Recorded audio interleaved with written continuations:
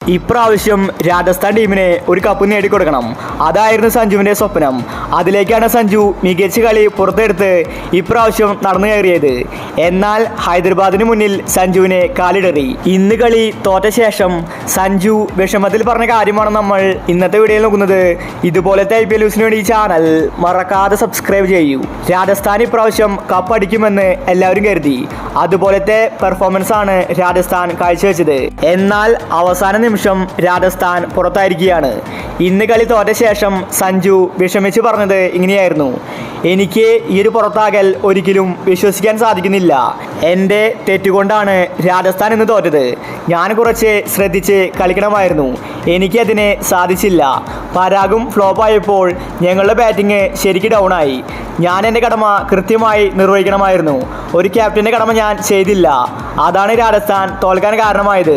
ഈ IPL ഒരുവിധം എല്ലാ കളിയിലും ഞാൻ മികച്ച പ്രകടനം പുറത്തെടുത്തിട്ടുണ്ട്.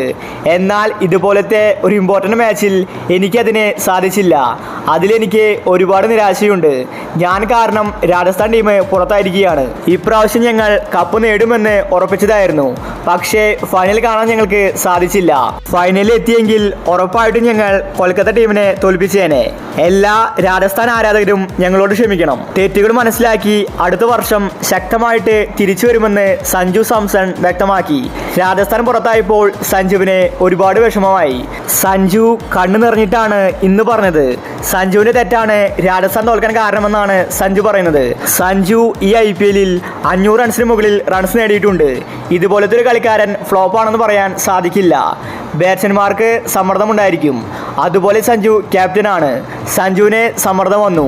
അതുകൊണ്ടാണ് ഇന്ന് കളിക്കാൻ സാധിക്കാഞ്ഞത്. ഈ IPL രാജസ്ഥാൻ മികച്ച കളി തന്നെയാണ് കാഴ്ചവെച്ചിട്ടുണ്ടായിരുന്നത്. അപ്പോൾ ഇതുപോലത്തെ IPL ന്യൂസിന് വേണ്ടി ഈ ചാനൽ മറക്കാതെ സബ്സ്ക്രൈബ് ചെയ്യൂ.